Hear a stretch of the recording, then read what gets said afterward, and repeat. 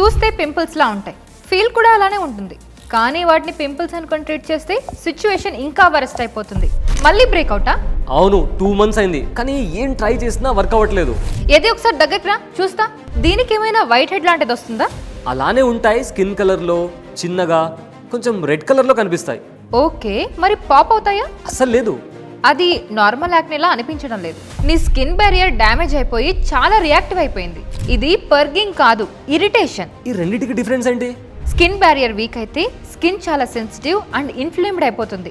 అప్పుడు నువ్వు salicylic acid, రెటినాల్స్ లాంటి స్ట్రాంగ్ యాక్టివ్స్ వాడితే ఆల్రెడీ డ్యామేజ్డ్ ఉన్న బ్యారియర్స్ ని ఇంకా డ్యామేజ్ చేస్తావు. అంటే నేను దీన్ని ట్రీట్ చేస్తూ ఇంకా వర్స్ట్గా చేస్తున్నానా? ఎగ్జాక్ట్లీ, ప్రతిసారి అదే జరుగుతుంది. క్వశ్చన్ ఏంటంటే ఇది ఎలా క్లియర్ చేయాలని కాదు, ఇప్పుడు నీ స్కిన్ కి ట్రీట్మెంట్ కావాలా లేదా రికవరీ కావాలా అనేది. ఓ, మరి రికవరీ అంటే ఏం చేయాలి? జెంటల్ క్లెన్జర్స్ ని యూజ్ చేయి, సెరమైడ్స్ ఉన్న ప్రోడక్ట్ ని వాడు. కొన్ని రోజులు యాక్టివ్స్ ని కంప్లీట్ గా ఆపు. స్కిన్ కి కొంచెం టైం ఇవ్వు.